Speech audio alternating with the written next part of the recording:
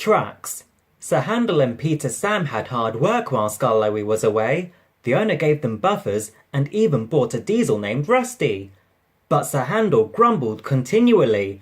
One day, Gordon saw him shunting and laughed. Sir Handel said sheepishly. Sympathized Gordon. He winked, said Sir Handel. He groaned next morning. There wasn't time to examine him then, so some of the trucks were coupled behind Peter Sam's coaches, and Rusty promised to follow with the rest. Sniggered Sir Handel, but no one noticed. They were all too busy.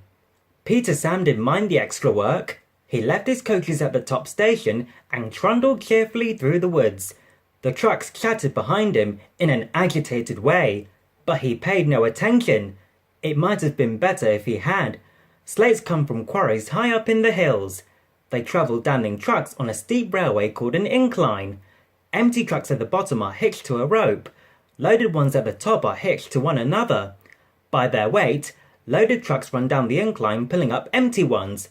There are strong brakes in the winding house at the top to prevent loaded trucks from running down too fast. The ropes are very strong too, but in spite of this, trucks sometimes play dangerous tricks. Peter Sam never bumped trucks unless they misbehaved.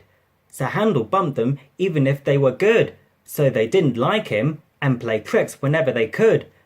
Peter Sam pushed the empty trucks to a siding where his fireman hitched them to the rope. Then, on another siding, he pulled back some loaded trucks.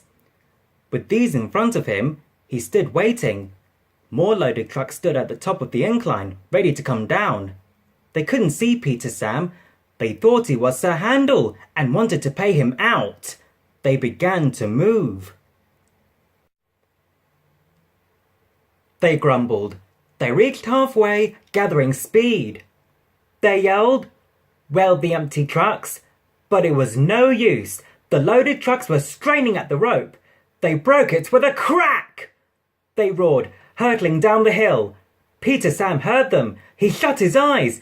His driver and fireman crouched in his cab. The crash jerked him violently backwards. He shivered. The water poured from a channel smashed by flying slates. He was soaked from funnel to cab. He spluttered and was glad when he heard Rusty's answering. Exclaimed Rusty. He soon pulled him away from the water and the trucks. Peter Sam felt battered. His funnel was cracked and his boiler dented. But he was glad his driver and fireman were unhurt. He thanked Rusty and limped slowly home. Rusty stayed to help clear the wreckage, said Sir Handel, said a stern voice. Sir Handel did start thinking. He thought about thing controllers, and he thought about Gordon. He wanted to give Gordon a piece of his mind.